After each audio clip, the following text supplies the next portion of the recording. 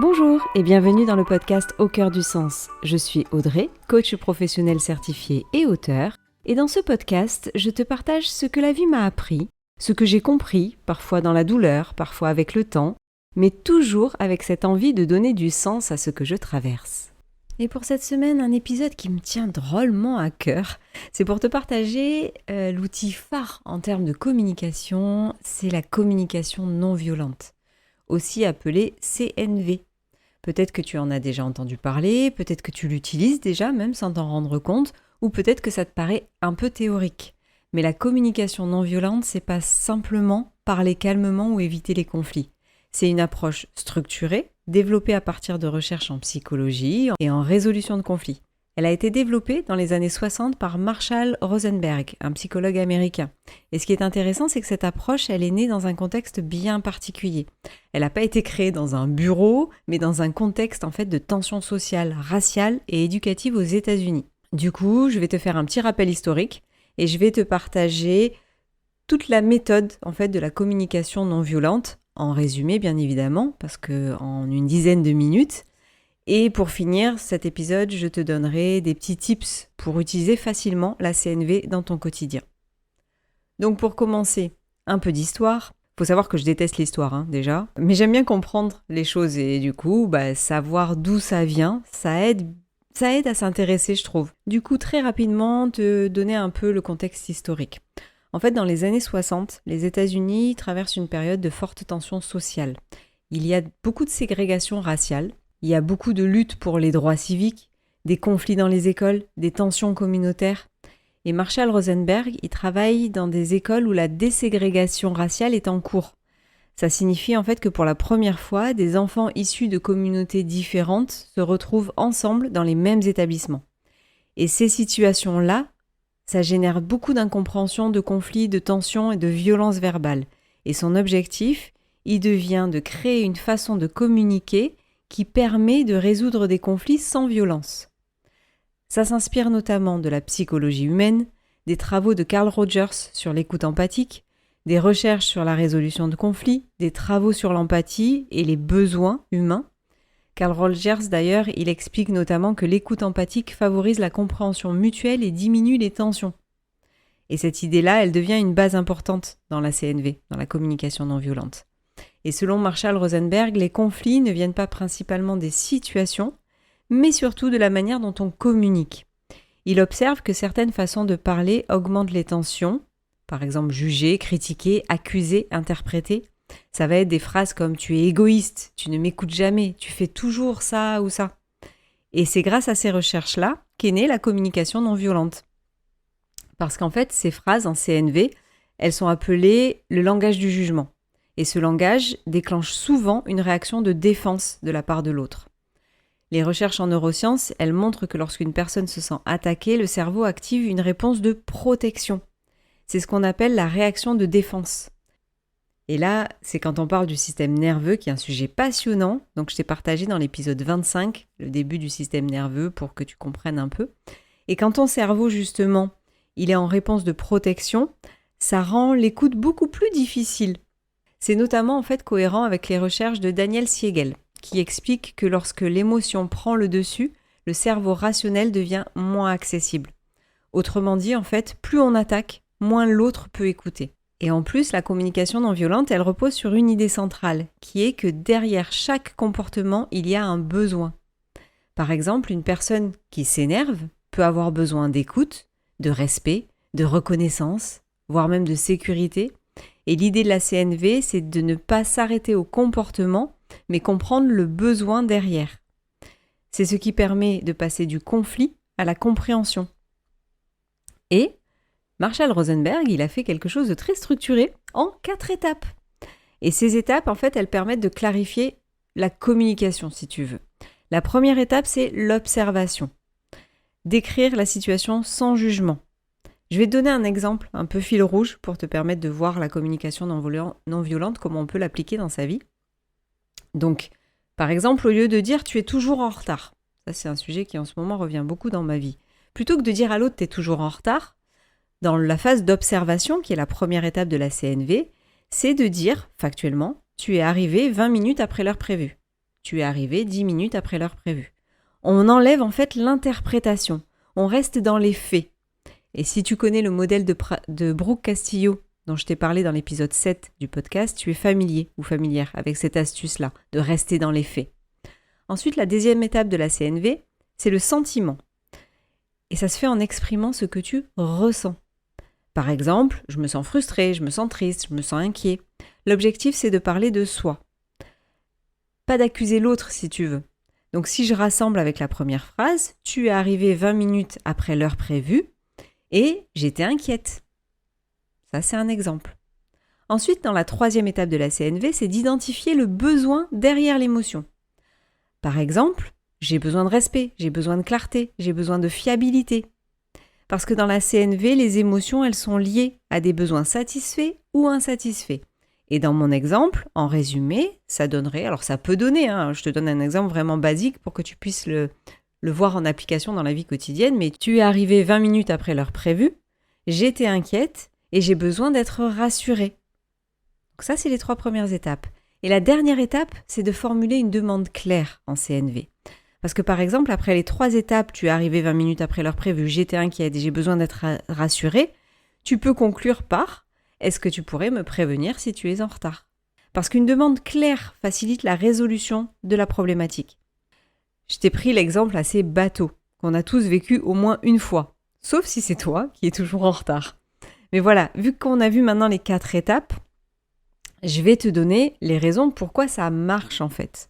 Parce que la communication non violente, elle fonctionne en diminuant les attaques, en favorisant l'écoute, en clarifiant les besoins et en évitant les malentendus. Les recherches sur la communication montrent qu'exprimer ses émotions et ses besoins, ça améliore la qualité des relations. Et maintenant, même si avec les étapes, tu as un peu compris comment utiliser la CNV, si tu appliques les 4 étapes, donc observation, sentiment, besoin et formuler une demande claire, je vais te donner des tips quand même un peu plus global pour que ce soit, si tu ne te rappelles pas des 4 étapes, quelques tips pour appliquer au quotidien la CNV. D'abord, tu peux remplacer le « tu » par le « je ». Au lieu de dire « tu ne m'écoutes pas », dire « je me sens frustrée parce que quand je parle, j'ai pas de réponse ». De parler en « je », ça évite beaucoup de conflits, plutôt que le ton du « tu » accusateur. Ensuite, le tips numéro 2, ça va être un rappel de Brooke Castillo, c'est de distinguer les faits des interprétations. Si je te donne un exemple pour ce tips-là, ça va être t'écris à quelqu'un, il ne te répond pas. Le fait, c'est qu'il n'a pas répondu à ton message. L'interprétation, c'est il m'ignore, il m'a zappé. Ma fille elle dit, il m'a mis un remis. En fait, non, il a juste pas répondu à ton message. Te rapprocher des faits te permet de prendre de la distance. Donc ça, c'est un tips de la CNV. Plutôt que de l'agresser en disant « Ouais, t'as pas répondu à mon message, tu m'ignores, c'est pas ok. » C'est ok, c'est juste tu n'as pas répondu à mon message. Ça, c'est une chose. Alors tu vas me dire, j'utilise le « tu ». Alors c'est pas catégorique, là je vais pas dire « Je n'ai pas eu de réponse à ton message », ce serait très sémantique. Mais effectivement, tu peux lui dire « Je n'ai pas reçu de réponse à ton message ». Tu sais, ou d'utiliser la phrase « Sauf erreur de ma part ». Cette phrase-là, elle me fait tellement rire. Bref, le tips numéro 3, nommer ses émotions. Et ça, c'est peut-être ce qui peut demander le plus d'investissement parce qu'on ne nous a pas appris et même autorisé souvent à exprimer nos émotions. Il y a toujours ce rapport de vulnérabilité associé à l'expression des émotions. Et pourtant, c'est essentiel pour apprendre à se connaître soi-même et pour apprendre à communiquer mieux avec les autres. Donc pose-toi la question, qu'est-ce que je ressens ? Et va un peu plus loin que la colère, parce que souvent la colère, elle masque une autre émotion. C'est vraiment qu'est-ce que je ressens ? Qu'est-ce que cette situation me fait ressentir ? Plutôt que de réagir en fait. Et le dernier tips, essentiel en CNV, c'est faire une pause avant de répondre. Parce qu'en fait, quand tu es en colère, c'est complexe. Donc, prends du recul. Identifie l'émotion, identifie le besoin, formule la demande, fais tout ça dans ta tête. Au début, ça va te prendre du temps, c'est sûr. Par contre, tu verras au fur et à mesure, ça devient automatique. Là, tu as un réflexe automatique de te mettre en colère et de réagir. Mais plus tu vas prendre le temps, prendre du recul, prendre le temps d'analyser comment tu te sens, ce que tu ressens et comment tu peux appliquer la CNV, et plus ça va devenir un nouvel automatisme. Il ne faut pas oublier que ton cerveau a une capacité à se reprogrammer et à reprogrammer des choses et à reprendre un chemin différent dans son analyse, ce qu'on appelle la neuroplasticité du cerveau. C'est vraiment impressionnant. Donc oui, au début, ça peut te paraître fastidieux et long, mais vraiment, ça fait gagner du temps. Et ça demande par contre, bien sûr, un peu d'investissement et d'entraînement. Mais c'est là que la communication, elle change profondément. Parce que vraiment, alors il y a une explication que j'adore par rapport à quand tu te mets en colère et que tu réagis et que ça part en cacahuète. C'est le cerveau dans la main. C'est pour expliquer en fait, alors souvent aux enfants ou aux ados, le cerveau dans la main. Alors je vais essayer de te l'expliquer, c'est pas simple, j'essaierai de faire une vidéo pour expliquer ce concept-là parce que je le trouve très intéressant et quand on y pense sur le moment, ça permet de prendre déjà un pas de recul. Le cerveau dans la main, en fait, c'est comme si, alors je te montre mais tu vois pas, c'est comme si quand tu fermes la main et que tu mets ton pouce à l'intérieur de la main. Imagine que ta main, elle représente en fait ton cerveau. La partie haute de la main, donc les phalanges repliées, correspond à la zone de ton cerveau où tu as tout ce qui est empathie, logique, réflexion. Et ton pouce à l'intérieur, qui est caché, qui est masqué, on va dire par ça représente le cerveau limbique, ou celui où tu as toutes tes émotions qui s'expriment. Attention, je te schématise la chose, c'est pas un cours de biologie, c'est vraiment pour te schématiser et te permettre d'appliquer facilement au quotidien.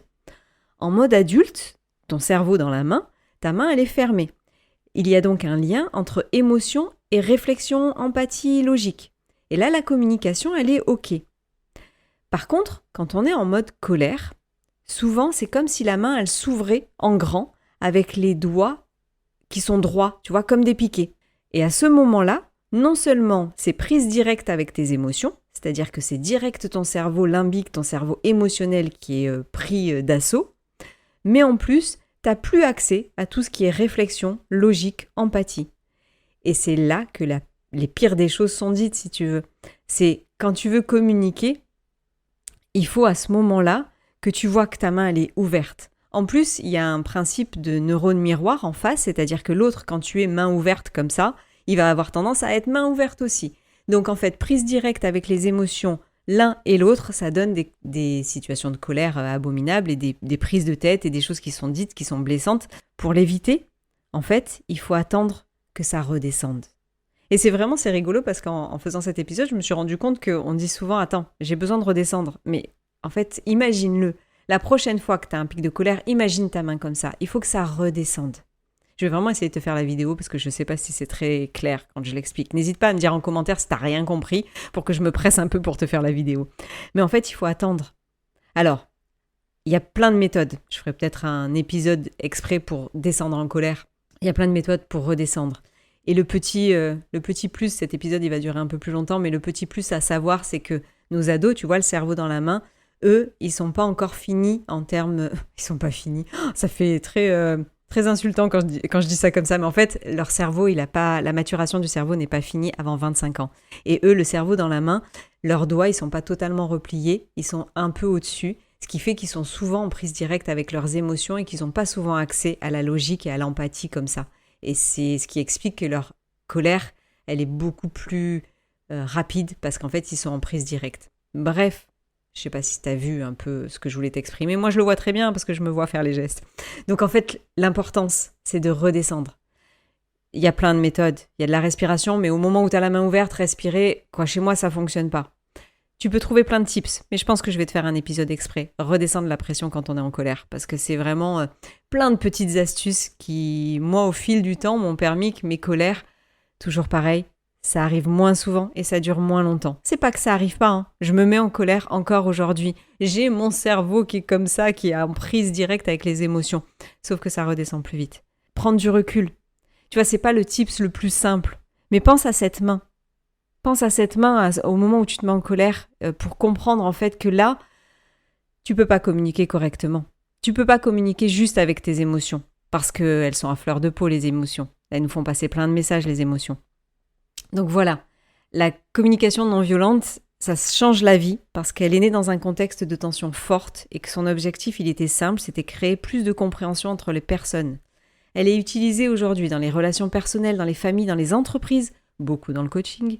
Et tu peux commencer simplement en observant, en ressentant, en exprimant et en demandant. Voilà. Cet épisode est un peu plus long, mais parce que le sujet me passionne. N'hésite pas à partager cet épisode, n'hésite pas à me mettre en commentaire si tu as des commentaires, si tu connaissais la communication non violente, si tu l'appliques au quotidien, ou si pour toi c'est totalement farfelu. Je trouve le sujet passionnant. Donc je te souhaite une bonne journée ou une bonne soirée et te dis à la semaine prochaine pour un nouvel épisode.